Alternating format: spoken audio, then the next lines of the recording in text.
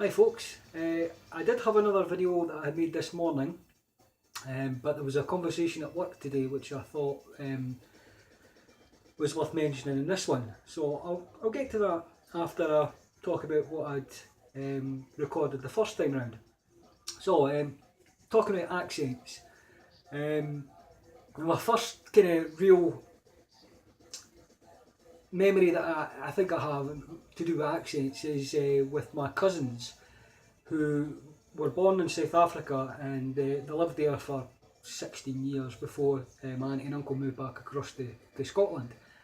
Every Christmas, uncle and auntie used to phone up all the relatives in Scotland, and we would get to talk to my cousins. And my auntie and uncle obviously were from Scotland, so they were unable to understand our accents. But my cousins, sometimes we had to kind of explain ourselves a bit more, what we meant, what we were talking about. Obviously the phone conversations weren't that long anyway, because a long distance phone call like that was costing quite a bit of money. So my mum and dad always tried to teach me to speak, or be able to speak clearly, to be able to talk proper, as people call it, So when needed, when I got older and had job interviews and things like that, I would be able to talk a bit more clearer and explain myself a bit better and sound a bit more educated. So I was always kind of brought up to speak a bit more kind of clearer. So that's why my accent isn't the stereotypical hootsman type accent. But I was in Wales one year on holiday, and we went to a shop. I was a smoker at the time and went to buy cigarettes, and we corner shop there, and went in and said to the guy behind the counter, 20 Lambert Butler, and he looked at me. You're not from around here, are you? It's not. 20 Lambert Butler, please. And he looked.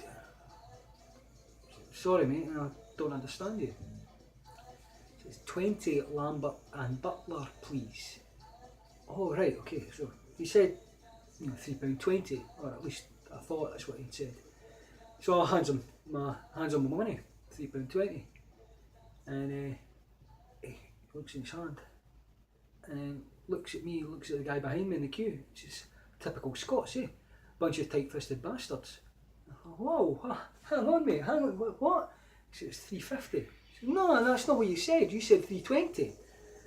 So it caused some issues, when I'm going to places like that. Like, went to Newcastle. I was working as an upholsterer at the time, and went to we were doing the Marriott Hotel in Durham, and we were unloading the van with all the furniture that we've recovered, and the foreman, helpful guy, had his crew helping us unload the van. A lot of couches and chairs and curtains and pelmets and a lot of stuff to unload.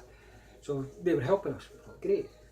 So he had said something to me, and I just could not understand. Sorry? And he said it again.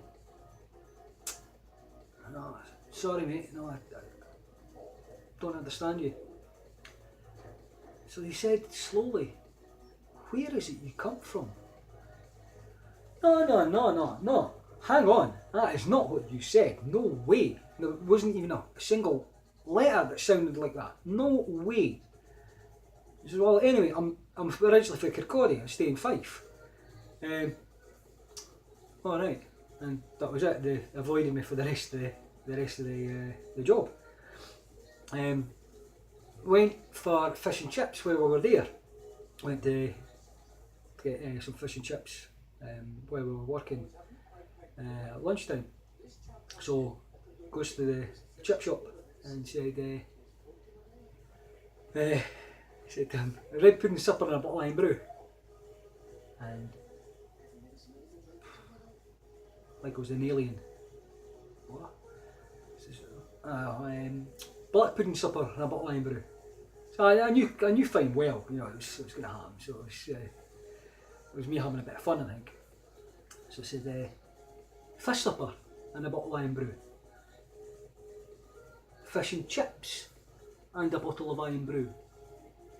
Fish and chips and a tin of Coke. Thank you.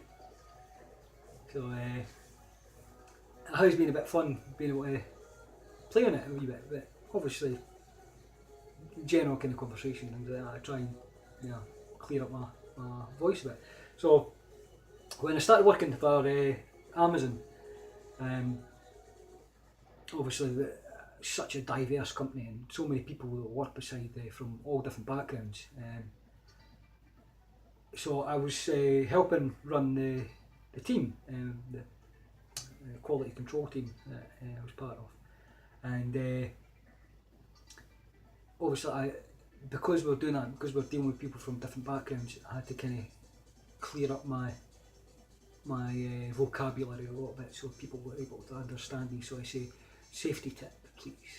Yes, don't run while you're in FC. Instead of saying, didn't you run an FC? And people going, what? So that has been quite a challenge, you know, at times forgetting how quickly I speak and how thick my accent can be at times.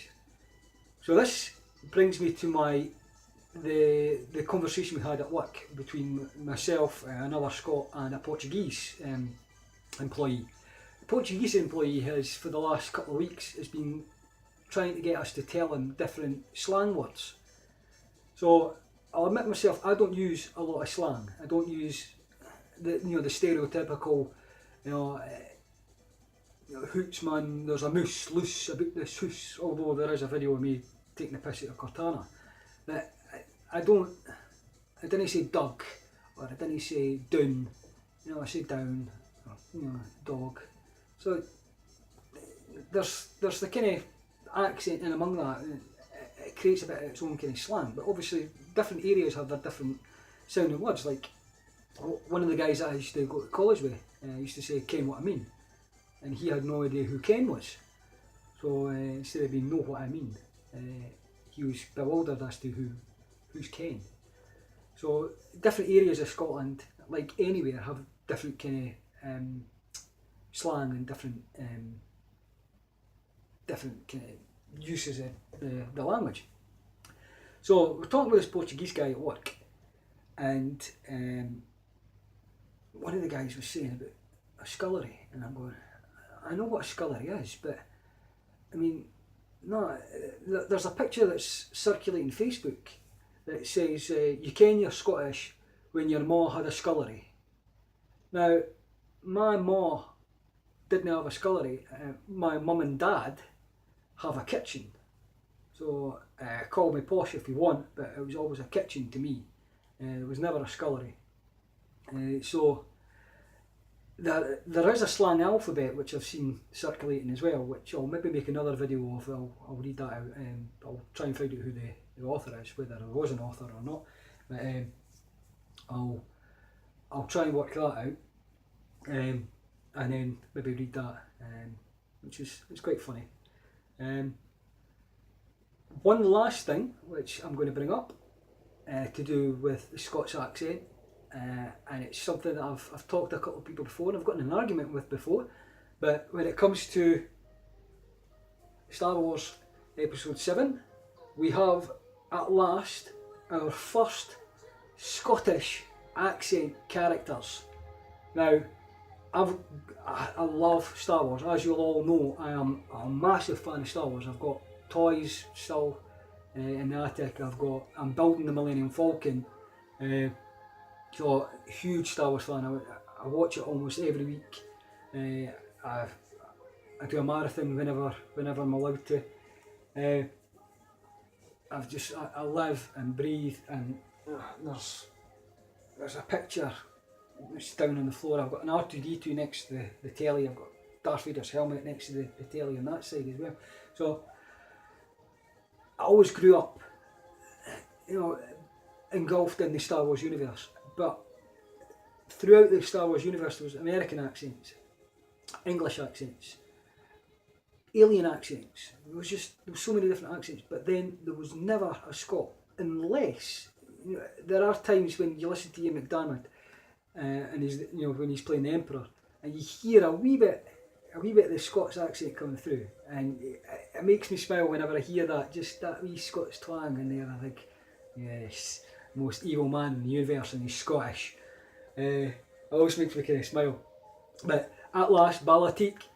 A lot of people say that it sounds out of place, and they say, "Oh, it doesn't sound right in the Star Wars universe." And I think, well, why not? Why should there not be a Scottish accent in the Star Wars universe?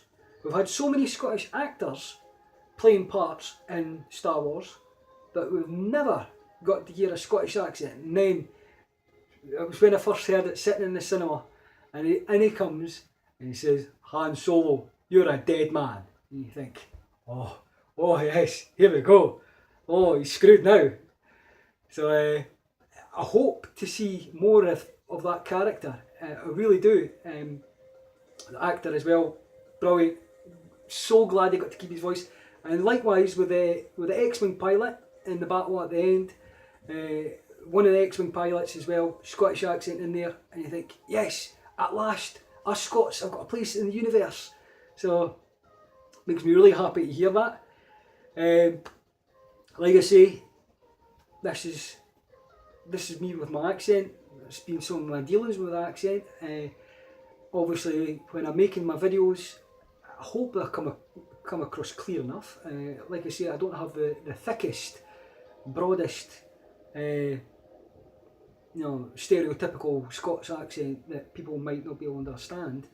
I think that I'm clear enough that if I can slow myself down a little bit and talk a bit more clearer like that people can understand me. But obviously, when I'm making these videos, I don't think about the way I talk.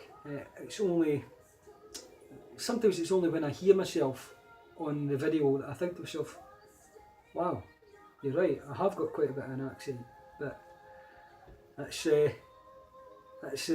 way we all are. We all have our own unique accents and voices. So I hope you've enjoyed this wee video.